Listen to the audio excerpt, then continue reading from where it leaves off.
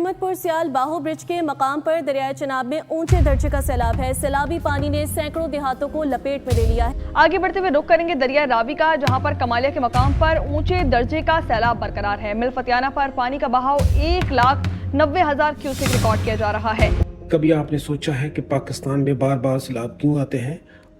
کیا یہ صرف قدرتی آفات ہیں یا اس کے پیچھے کوئی سائنسی وجوہات بھی ہیں؟ اور کیا ہم مستقبل میں ان سیلابوں کو روک سکتے ہیں؟ آج کی ویڈیو میں ہم انہی سوالات کے جوابات ڈھونڈیں گے۔ سیلاب کیا ہے؟ سیلاب وہ صورتحال ہے جب بارش، سمندر یا پھر دریاؤں کا پانی زمین پر پھیل جائے اور اپنے راستے سے نکل کر آبادی اور کھیتوں کو ڈھانپ لے۔ دنیا میں 3 طرح کے عموماً سیلاب آتے ہیں۔ ایک سمندری سیلاب ہوتا ہے جس میں سمندر کا پانی قریبی آبادی کو اپنی لپیٹ میں لے لیتا ہے، یا پھر دریاؤں کا پانی جب زمین پر پھیل جائے یعنی کہ آبادیوں میں چلا جائے، یا پھر بارش اتنی زیادہ ہو جائے کہ جس کی وجہ سے پانی آبادیوں میں کھڑا ہو جائے اور پھر وہ نشیبی علاقوں کی طرف روانہ ہو جائے اور نشیبی علاقے زیر آب آ جائے۔ اس کو بارشی سیلاب کہا جاتا ہے۔ سیلاب آنے کی بڑی وجوہات۔ نمبر 1 پر مونسون بارشیں۔ پاکستان میں جولائی سے ستمبر کے دوران شدید بارشیں ہوتی ہیں۔ جب یہ بارش ایک ساتھ ہو جائے تو پھر دریاؤں اور ندی نالوں میں پانی بھر جاتا ہے، یا پھر گلیشیئر کا پگھلنا۔ پاکستان کے شمالی علاقے دنیا کے بڑے گلیشیئر رکھتے ہیں۔ گلوبل وارمنگ کی وجہ سے یہ تیزی سے پگھل رہے ہیں اور پانی کا بہاؤ بڑھ رہا ہے، اور پانی کا بہاؤ وہاں سے نکلنے والے دریاؤں میں منتقل ہو رہا ہے۔ ڈیم اور واٹر مینجمنٹ کی کمی۔ ہمارے پاس اتنے بڑے ڈیم اور ذخائر نہیں ہیں جو کہ اضافی پانی کو روک لے۔ نتیجہ یہ نکلتا ہے کہ پانی سیدھا میدانوں اور شہروں کی طرف آ جاتا ہے۔ سیلابوں کی ایک اور وجہ آبادی اور تعمیرات ہے۔ دریاؤں اور نالوں کے راستوں پر غیر قانونی آبادیاں بن جاتی ہیں۔ پانی جب اپنا راستہ تلاش کرتا ہے تو پھر یہ بستیاں پانی میں بہہ جاتی ہیں۔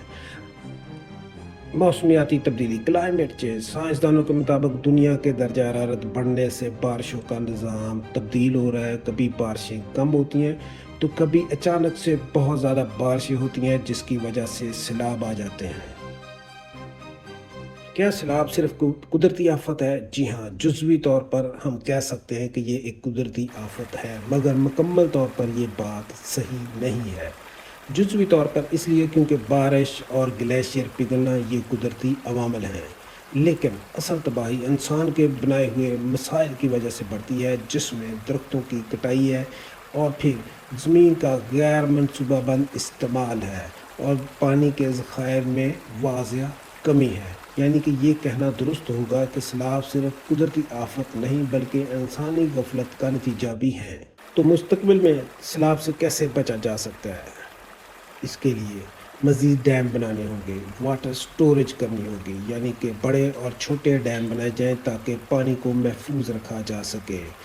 جیسا کہ مونسون کے سیزن میں بہت زیادہ بارشیں ہوتی ہیں اور پاکستان میں سیلابی کیفیت ہوتی ہے، تو اگر پاکستان کے پاس کچھ چھوٹے اور بڑے ڈیم ہوں گے تو وہاں پر پانی محفوظ کیا جا سکے گا۔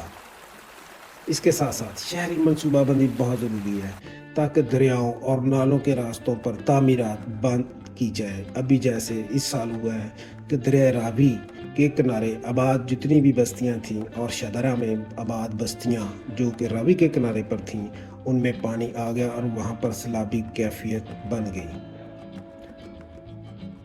اس کے ساتھ ساتھ درخت لگانا بہت ضروری ہے۔ جنگلات بارش کے پانی کو جذب کرتے ہیں اور زمین کو کٹاؤ سے بچاتے ہیں۔ یعنی کہ دریاؤں کے کناروں پر اگر درخت لگائے جائیں اور جنگل آباد کیے جائیں تو اگر دریاؤں کا پانی سیلابی صورتحال بھی اختیار کر لے تو وہ ان جنگلوں سے گزر کر آبادی میں مشکل سے جائے گا۔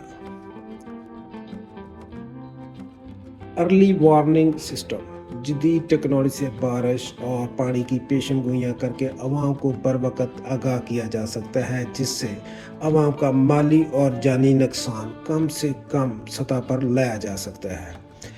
اسی طرح کلائمیٹ چینج پر قابو پانا، جو کلائمیٹ چینجنگ ہو رہی ہے، جو کاربن ڈائی آکسائڈ کا اخراج ہے، اس کو کم کیا جا سکتا ہے، اور انرجی، ماحول دوست توانائی کو اپنا کر ماحول دوست انرجی پروڈیوس کر क्लाइमेट चेंज को रोका जा सकता है या फिर उसको स्लो डाउन किया जा सकता है।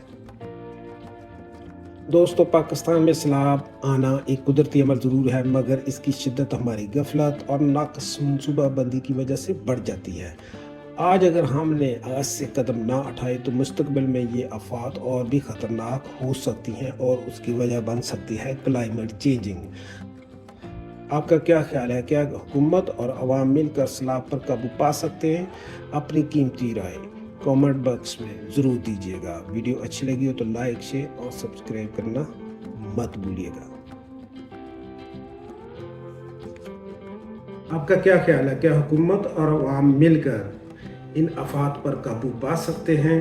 अपनी राय कमेंट बॉक्स में ज़रूर दीजिएगा और मेरे चैनल को सब्सक्राइब करना मत भूलिएगा, क्योंकि मेरे चैनल पर मौजूद है इसी तरह की बेशुमार इंफॉर्मेटिव वीडियो।